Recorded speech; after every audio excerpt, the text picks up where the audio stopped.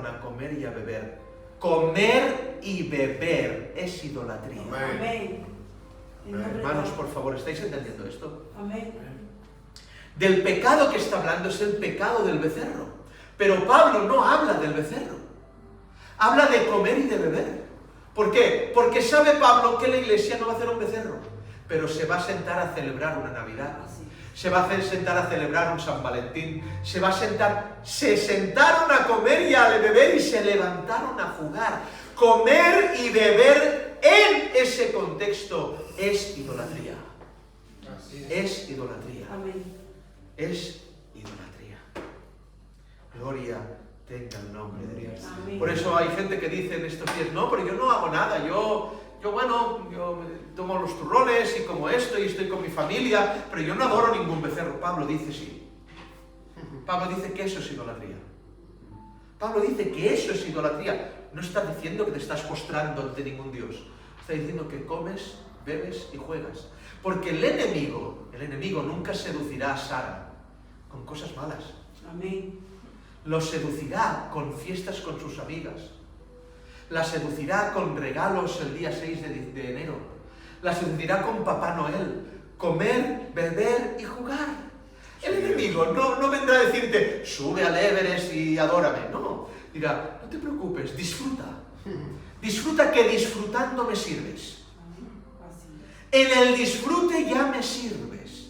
Está hablando de esto, de comer, beber y jugar. Y eso Pablo, el apóstol Pablo, no yo, nadie más, sino el apóstol Pablo lo llama idolatría. Amén. Idolatría. Seguimos. Ni forniquemos. Evidentemente no está hablando del pecado sexual, sino de un pecado de ídolos. Ni forniquemos como algunos de ellos fornicaron y cayeron en un día 23.000. No está hablando Pablo a la iglesia que hay gente que fornica, al revés. Está diciendo y hablando de la subjetividad de ese tema de la fornicación espiritual para que el pueblo de Dios, la iglesia de Corinto, no fornique con celebraciones ni con ídolos. Y cayeron en un día 23.000. Ni tentemos al Señor como también algunos de ellos le tentaron y perecieron por las serpientes. Ni murmuréis como algunos de ellos murmuraron y perecieron por el destructor. Y atención, verso 11. Y estas cosas les acontecieron como ejemplo. Y están escritas ¿para qué? Para amonestarnos ¿a quién? A nosotros, a quienes han alcanzado los fines de los siglos. ¿A cuántos de aquí han alcanzado los fines de los siglos? A mí. Cristo viene, hermanos. Amén. Pues estas cosas son para nosotros. Para nosotros. Así que, fijaros, verso 12. El que piensa estar firme, ¿qué dice? Cuidado que Mire que no caiga. ¿Cómo hemos quitado ese texto siempre del contexto? Hemos hablado de muchas otras cosas. El contexto es la idolatría. El que piense estar firme, mire que no caiga. El contexto no es cuidado con las amistades, cuidado con... No, el contexto es la idolatría. El que piense estar firme, es decir, nosotros, cuidado que no caigamos. O sea, ¿cuál es la seguridad de Pablo, los cercos que está poniendo para que la iglesia no caiga en la idolatría? Es brutal. El interés que pone el apóstol Pablo para que no se caiga en idolatría. Así que el que piensa estar firme, mire que no caiga. No os ha sobrevenido otra vez ninguna tentación que no sea humana. ¿Cuántas veces quitamos este texto del contexto?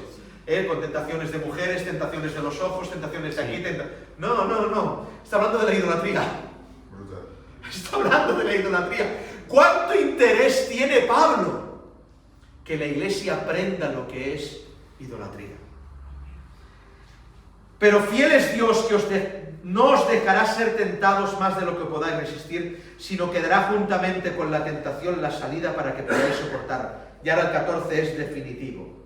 Por tanto, amados míos, ¿qué dice? Huid de la idolatría. ¿Saben? La Biblia dice que al demonio se le puede resistir. Resistid al diablo. Hay una frase antes. Someteos a Dios. Porque hay quien quiere resistir al diablo sin someterse a Dios. No se puede resistir al diablo si no te sometes a Dios. Someteos a Dios, resistid al diablo y el diablo huye. Porque al diablo se le resiste, pero jamás dice resiste la tentación. De la tentación hay que huir. Aleluya.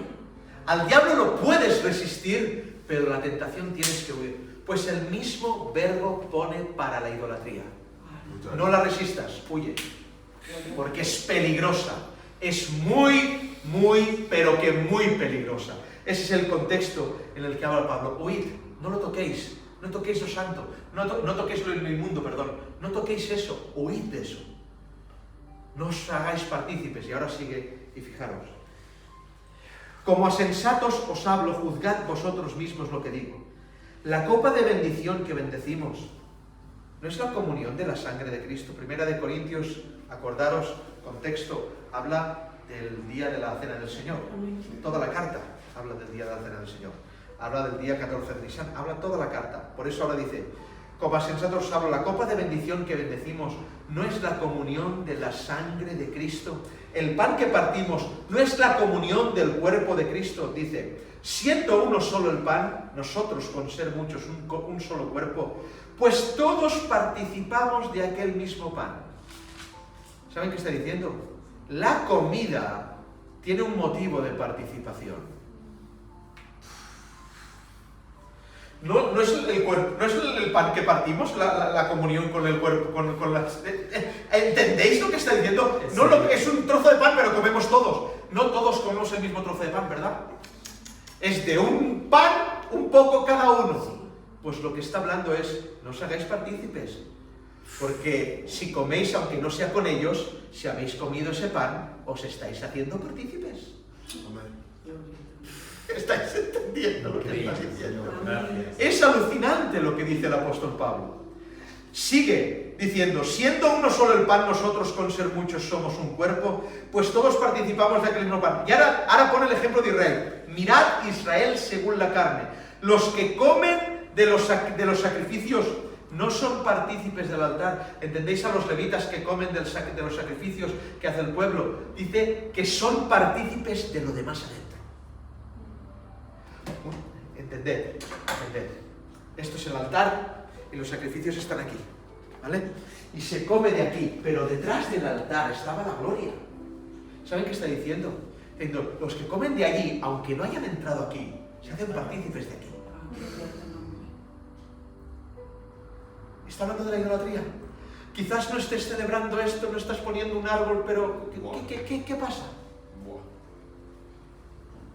Todo tiene una razón de ser, absolutamente todo. Y dice, no son partícipes del altar. ¿Qué digo pues? Y esto es muy importante, porque aquí se apoya mucha gente y no lee todo el contexto. ¿Qué digo pues? ¿Que el ídolo es algo, que sea algo lo que se sacrifica a los ídolos? Aquí es muy importante saber esto. Hay otros capítulos que Pablo habla también de lo sacrificado a los ídolos, que dice que el ídolo no es nada en sí mismo. Un trozo de madera no es nada, un árbol en sí mismo de Navidad no es nada en sí mismo, es un árbol, es creación de Dios, ¿entendéis? Pero el ídolo es algo en sí mismo, no, en realidad no es nada, porque el apóstol Pablo entendía que tenía que explicar esto, porque creía la gente que si comía un trozo de carne que se había sacrificado a los ídolos, esa carne poseía un demonio, un espíritu. Lo que dice Pablo es, el ídolo no es nada. Esa carne, aunque está sacrificada a los ídolos y no podéis comerla, dentro de esa carne no hay nada. No estoy diciendo que en esa carne haya demonios. Y ahora fijaros lo que dice.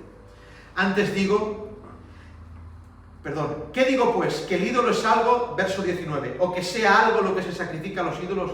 Antes digo que lo que los gentiles sacrifican, celebran, festejan, que lo que los gentiles sacrifican, a los demonios los sacrifican. Es durísimo, hermanos. Es durísimo. A los demonios los sacrifican. No es una cosa que ya, bueno, no pasa nada. No. Pablo dice que a lo que los gentiles lo hacen a los demonios. Y ahora fijaros lo que dice. No podéis beber, verso 20. Antes digo que lo que los gentiles sacrifican, a los demonios los sacrifican y no a Dios. No quiero que vosotros os hagáis partícipes con los demonios. Pero no pasa nada que pongamos un árbol en casa, participas de los demonios. No lo digo yo, lo dice la Biblia. Amén. No pasa nada que se nos... No pasa nada, no, estás participando. No lo digo yo, pero yo no lo hago por esto, hombre. Eres un exagerado, eres un dramático, eres un extremista. No lo digo yo, lo dice la Biblia. Amén. La Biblia lo dice. No quiero que os hagáis partícipes Amén. con los demonios. Y ahora dice, no podéis beber de la copa del Señor y la copa de los demonios. No os podéis tomar el pacto. No podéis ser cristianos y ser partícipes con las idolatrías de los demonios. Amén. No podéis participar de la mesa del Señor y de la mesa de los demonios. O provocaremos a celos al Señor. Somos más fuertes que Él. No. De ninguna manera. De ninguna manera. Un texto paralelo, lo leo yo, ¿vale? Segunda de Corintios 6:14. No os unáis en yugo desigual. Ese texto se quita del contexto para hablar de matrimonios, no está hablando de matrimonios. Fijaros lo que dice. No os unáis en yugo desigual con los incrédulos, porque ¿qué compañerismo tiene la justicia con la injusticia? ¿Y qué comunión la luz con las tinieblas? ¿Y qué concordia Cristo con Belial? ¿O qué parte el creyente con el incrédulo? ¿Y qué acuerdo hay entre el templo de Dios, vosotros, y los ídolos? No hay ningún acuerdo.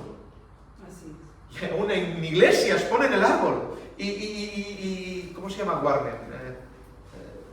Decoran la iglesia con motivos navideños. No puede ser, dice Pablo. ¿Qué acuerdo hay entre el templo de Dios y los ídolos?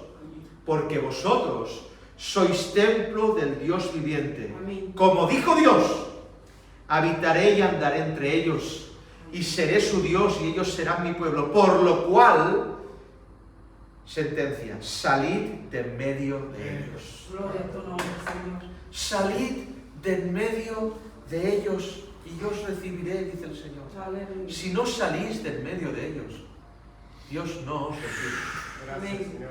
Dios no os recibe. Yo podría estar 2 meses aquí, en este púlpito, hablando de esto. Tengo información para parar un tren, no quiero embotaros. Quiero que tengáis herramientas de consuelo, para que estos días los paséis consolados por Dios. Amén. Para que vayáis a la Escritura y veáis que vuestros padres estuvieron bajo la nube. Y luego Pablo, Juan, Esteban, Cristo, estuvieron guardando estas palabras durante toda su vida. Y que muchos murieron por ello. Mirad, termino con esto y ahora, si queréis, damos un turno de preguntas. El apóstol Pablo tenía un discípulo. ¿Cómo se llamaba? Tenía varios, pero uno de los... ¿Cómo? Timoteo. Timoteo era discípulo de Pablo y hijo espiritual de Pablo. Pablo le enseñó las doctrinas de la gracia, el sacrificio de Cristo. Le enseñó la justificación por la fe. Le enseñó el perdón de pecados. Le enseñó muchas cosas. Y Pablo puso a Timoteo en la iglesia de Éfeso para que pastoreara. Las cartas de Pablo a Timoteo, primera y segunda de Timoteo, es Pablo explicando y dando consejos a su hijo Timoteo, porque Timoteo estaba de pastor en Éfeso. Bueno, ¿saben cómo murió Timoteo? Timoteo no murió porque alguien dudó de las doctrinas de la gracia. Timoteo murió denunciando la idolatría en Éfeso. El día en que se celebraba el día de la gran diosa Diana, Timoteo salió de su casa, de la iglesia, de donde fuera, empezó a andar por las calles, vio a aquella gente absolutamente idolatrando a la diosa Diana y Timoteo predicó en contra de aquello, fue apedreado por eso. ¿Cómo le caló o cuánta importancia daba el apóstol Pablo a la doctrina de la idolatría para que Timoteo muriera? Si no fuera importante, Timoteo no hubiera muerto por eso. Así es. Es absolutamente importante. Amén. Hay otro texto, os lo puedo decir todos que la Biblia dice que el apóstol Pablo estaba esperando a Silas y a Felipe o a Tito y a Silas, creo, en Atenas. Y Pablo veía la idolatría de Atenas. Dice que se enardecía en el corazón viendo la idolatría de Atenas. Y ahora termino con esto. Pablo se enardecía viendo la idolatría de los inconversos. No, está ahí, no lo habéis entendido. Inconversos, ¿no? Pablo se enardecía viendo la idolatría, bueno, lo que hace la gente inconversa, es de ellos. Y dice, se enardecía en el espíritu. Esto es insoportable. No hay quien lo aguante esto. Una pregunta.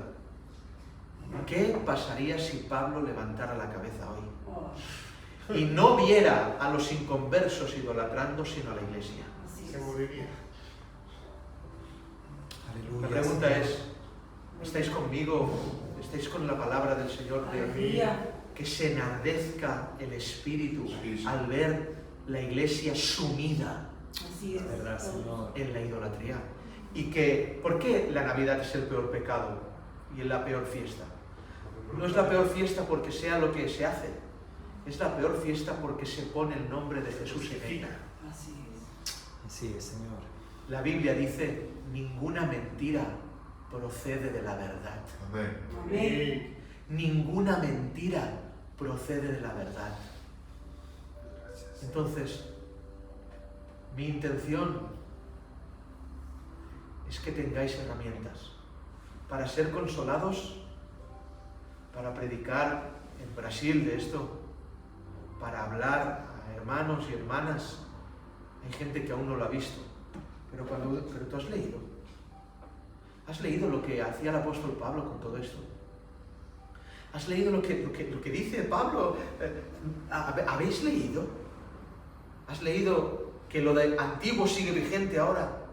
¿Has leído que Dios es celoso y no quiere esto? Que se tiene que salir de ella.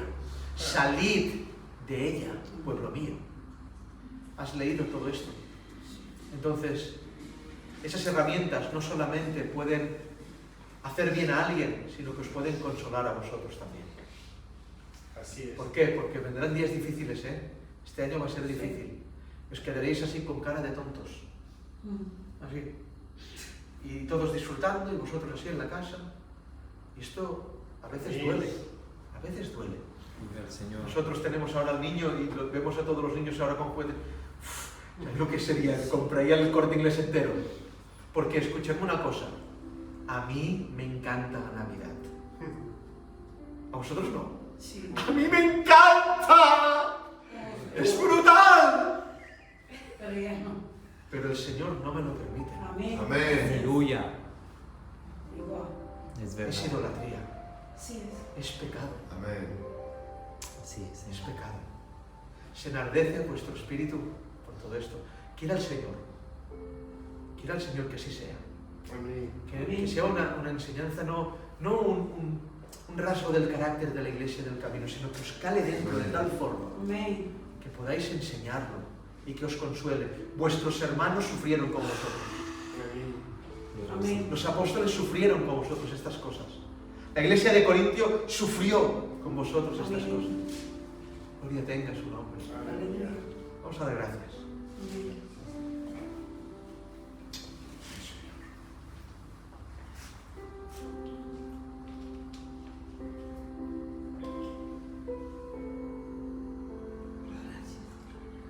Es mi petición. Es mi petición, Señor, que esto no sea una guerra entre hombres. Amén. No quiero tener razón, Señor. No me interesa la razón. Me interesa la verdad. Amén. Al final entiendo de que esto es una guerra de dioses, de los dioses falsos y el Dios verdadero.